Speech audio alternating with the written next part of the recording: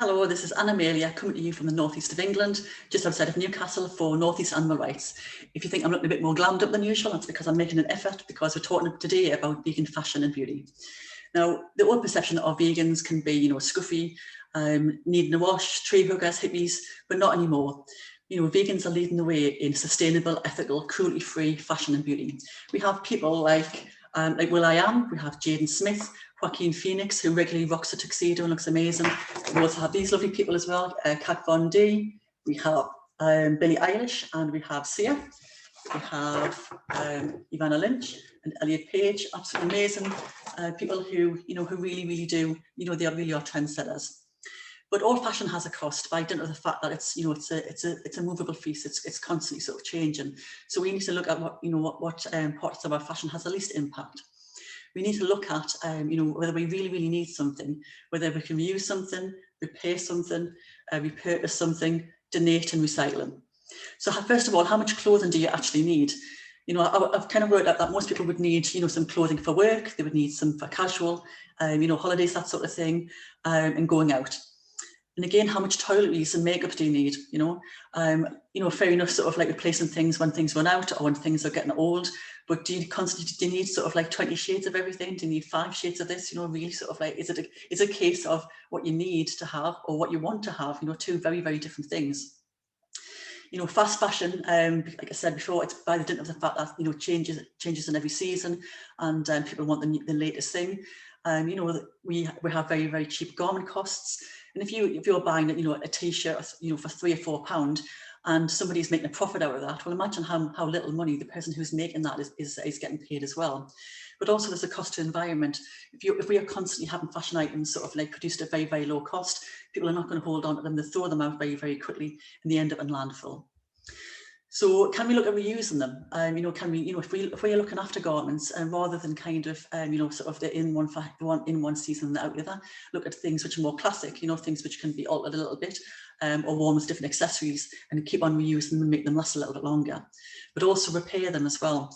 A year and a half ago, when I was working in a school, and I worked in a school for a long time, and I was always quite amazed at the fact that children couldn't crochet, couldn't sew, couldn't knit, the basics, let alone use a sewing machine, unless it took a specific, subject like art and textiles. And I always loved doing that when I was growing up, sort of making my own clothes. When I was going clubbing and stuff like that, making my own unique clothing, very cheap. Loved them, kept them for ages, but nobody else had what I had, and I loved it. And I know that the sewing bee obviously is really in the news at the moment. I mean, the series has just finished, and everybody is fascinated watching these people sort of like learn and progress and learn new skills and everything. And it is absolutely amazing watching people grow, and I love watching it. Now repurposing as well, so something you've already got, you've almost like worn it to death, or it's not, it's not really what you want anymore. For example, I've had a dress before where I've changed it into a skirt, cut the top off and made it into a skirt. And then when the skirt is no longer, sort of, I'm kind of thinking, well, I need to change out the skirt, or it's getting a bit raggy now, you can turn it into a bag. So there's lots of things you can do with repurposing items as well.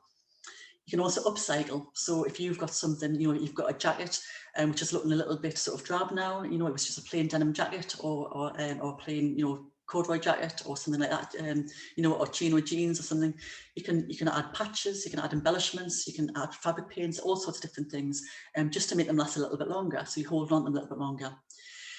But if you get the point and you think, you really don't want these items, or you've gone out of them, your body shape has changed, you're thinner, you've gained a bit of weight, either those, and you know you're not going to fit into them again, and you just don't want them, make sure you donate them to a charity.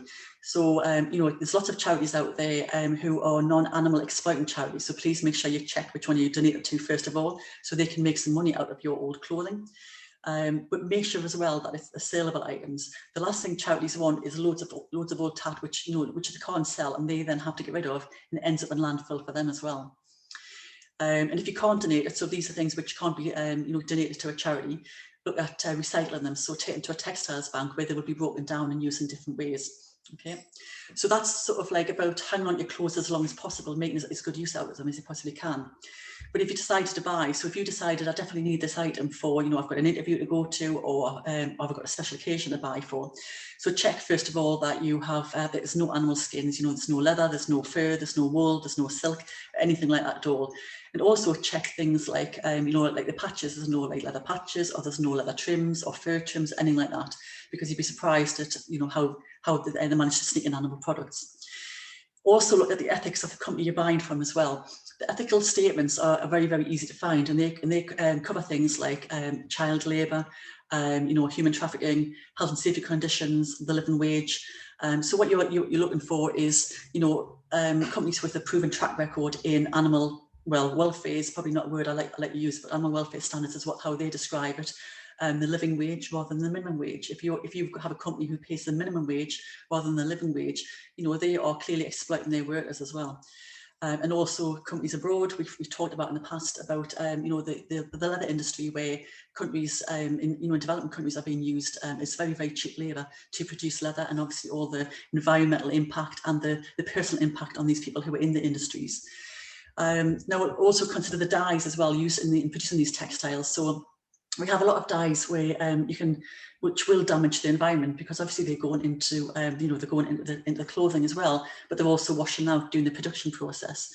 And there are a lot of plant-based dyes you can use. I mean, everybody has heard of henna and turmeric, which is a very well-known ingredient in Indian cooking, but also is a very, very good dye as well, bright yellow dye.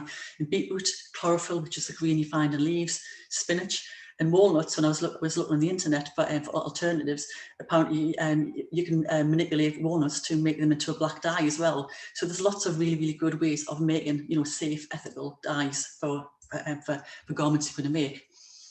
Another thing which I came across, which is kind of to do with beauty rather than clothing itself, but hair dyes. The average woman dyes her hair sort of 5 or 6 times a year. So it's sort of like just being conscious of that sort of thing, because when you're going to the hair salon, or you're doing your hair in your own house, obviously you're putting a chemical on your hair, but you're also washing the chemicals through the sewage systems as well. And when you are washing your clothing, your clothing, every time you're washing something in the washing machine, there's microfibers coming off all of the time. Every single load has approximately 9 million microfibers being released into the waterways, and 35% of plastic particle pollution in the oceans comes from washing synthetic clothing. So not your cottons, not sort of like your natural fibers, but your synthetic fibers like polyester, nylon. All those have little particles which go in and contribute to the massive build-up of plastic particles in the oceans. And obviously you've also got the detergents being used as well. Now there are again some ethical detergents. I personally use Smol, SMOL, which is a really, really good. They try as far as possible to be an ethical detergent, but bite into the fact that any detergent goes into the waterways, into the through the systems and everything. Obviously, it's putting something in there which was not meant to be. So again, it's about limiting the impact we have when we when we're using resources, environmental resources. And actually ask yourself, do you need to wash a garment as well? I was always getting wrong with my mum when I was younger for, sort of constantly throwing things in the washing basket when I had only sort of worn it for a couple of hours. If you're going out, I mean, fair enough, it's the middle of summer at the moment, it's boiling hot and everybody's getting hot and sweaty, and you should probably change your clothes a bit more often. But, if you're sort of, if you've worn a dress for a couple of hours on an evening, do you really need to put it in the wash? And go through it, add to all that environmental impact with the detergents and the use of water and energy and all the microfibers going in as well? Or could you just spot clean it? Can you just air it? Just put it on a hanger and hang it outside on the washing line to air it a little bit. Now let's go into makeup and perfumes and things, okay? So there are an awful lot of cruelty-free vegan examples of brands who are perfectly good to use. You can just Google perfume suitable for vegans, and I use this one. This is the one called Eden. Okay, this is actually a company who do ethical vegan, also for vegans, perfumes, and they reproduce well-known high street brands. So this one is it's one I like called it's by Guerlain Insolence. So they kind of do like a version of that as well, and it smells absolutely divine. It's £18. It's a fraction of the price as well. But also, Boots. I went onto Boots and I found that by just searching on Boots' website, they have 78 suitable for vegan perfumes. So again, well-known brands, Machine or Calvin Klein, that sort of thing. Also Lush, everybody knows Lush on the high street, and they do a fantastic range of products as well. And I've also got some, in my magazine here, this is my Bible here, the Beauty Edit. This is actually Vegan Life magazine, and they have the Beauty Edit. So they have lots of different products here. We have hairsprays, shampoo bars, eyeshadows, deodorant balms, night creams, lip balms, absolutely all sorts of things here. Okay, absolutely fantastic. And also you're supporting ethical companies by, by giving them your green pounds. You're supporting these rather than the companies who are kind of greenwashing, producing vegan products, but they're not actually primarily vegan. So these ones are totally vegan. And then you also have your vegan fashion brands as well. So I'm going to show you, this is an article by somebody who we interviewed actually very recently, Victoria Featherstone Pierce. She does an article on fashion, usually high-end fashion in the same magazine. So this is about swimwear. I'll show you a little bit better there. So you can see these are really, really fashionable items, So again, it's about, it's not about, like looking scruffy and looking boring, looking drab, we can look really, really fashionable. And I would say finally, if you're checking for things, look for Vegivision TV. They always have lots of good information about this sort of thing, about all sorts of different things, vegan related, plant-based news. Live Kindly. Check out Cruelty Free Kitty as well. They're a fantastic page where they tell you all the things you can buy, which are ethical. And also check out our supermarket finds, because we are starting more and more to put on, like beauty products, toiletries and that sort of thing. Look at our pinned post on our page for ethical vegan traders and support these small businesses, because they need your money and we need them to survive as well. So I'm going to finish off by saying that, as a vegan, we don't have to compromise on style or fashion or quality. The quality is out there. You don't have to pay a fortune, but also if you want to treat yourself, you can.